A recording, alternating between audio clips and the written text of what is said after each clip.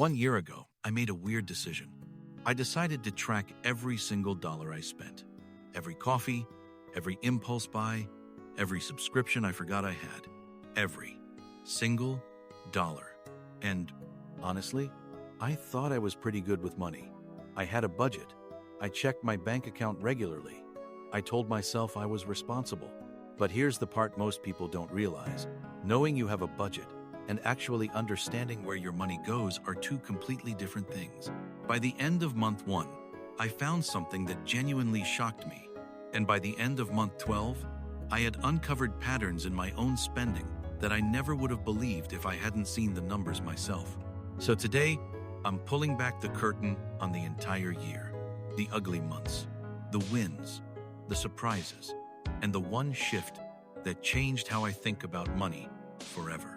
Stay with me because somewhere in this video, you're going to see yourself. Let me set the scene. January 1st, new year, new mindset. I downloaded a simple tracking app and made one rule: log every transaction before the day ends. No exceptions. Sounds easy, right? Yeah, it wasn't. The first week alone revealed something uncomfortable. I was spending money on things I had completely forgotten existed. A $14.99 streaming service I hadn't opened in 4 months.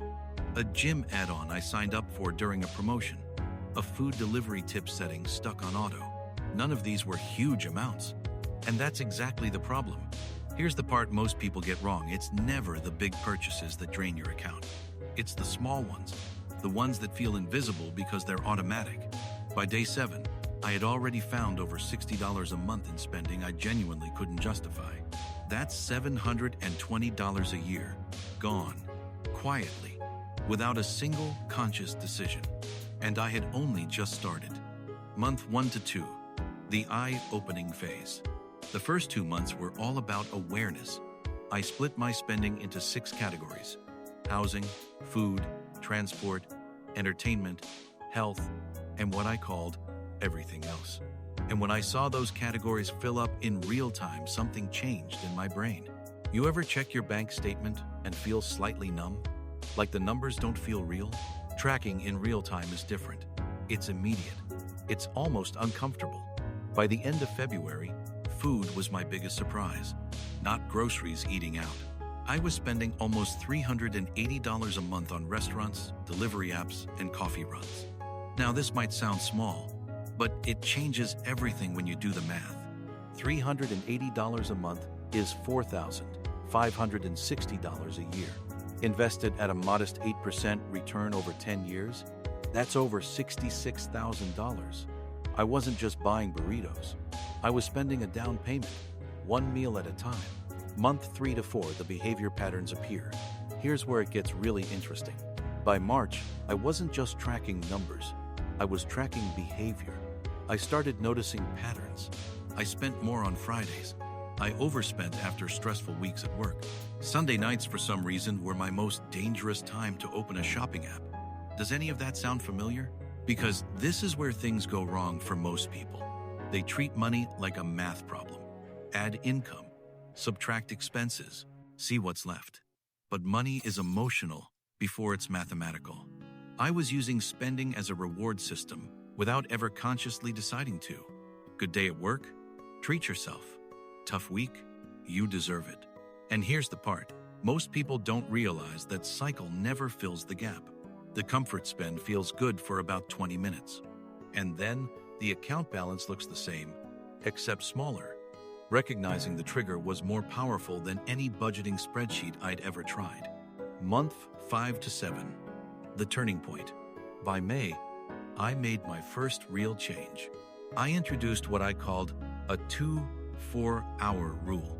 Any non-essential purchase over $30 had to wait a full day before I bought it. Simple. Almost annoyingly simple. But this is where things get wild. Over the next 3 months, I abandoned 62% of the purchases I had originally planned to make, just by waiting 24 hours. The urge faded. The justification evaporated. The need turned out to be a want almost every single time. I didn't feel deprived.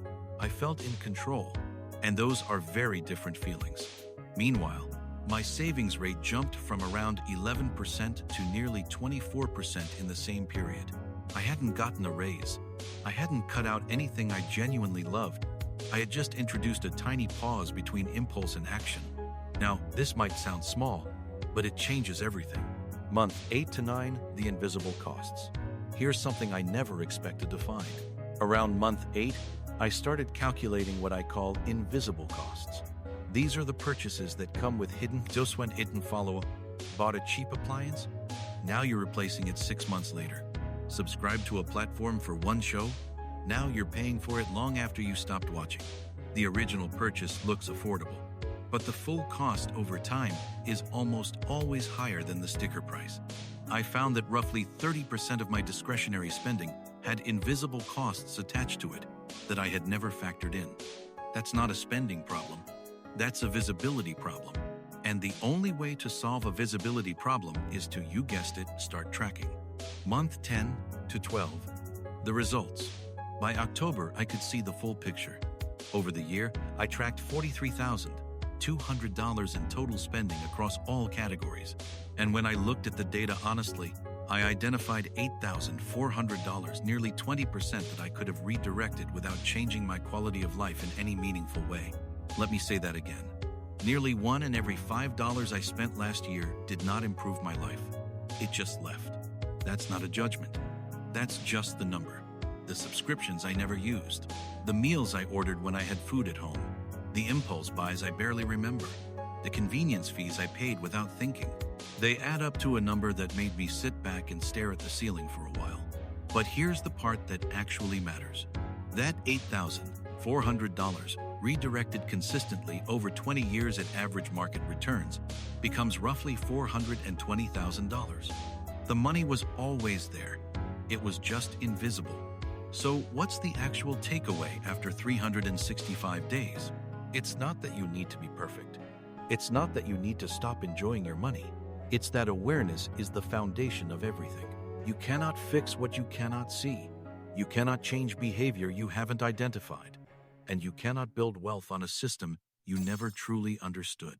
The single most powerful financial tool I used this year wasn't an app, it wasn't a spreadsheet, it wasn't a strategy. It was attention. Just paying attention consistently, honestly, without judgment, revealed more about my financial life than anything else I had ever tried. So here's my challenge to you. Track every dollar for just 30 days. Not to punish yourself, not to restrict yourself, just to see. Because I promise you somewhere in those numbers there's a version of your financial future that looks a lot better than the one you're currently building by accident. And that version is already funded. You just haven't found it yet. If this hit home, go ahead and like this video. It genuinely helps more people find it. And if you want the exact tracking template I used for the full year, I'll drop a link below. See you in the next one.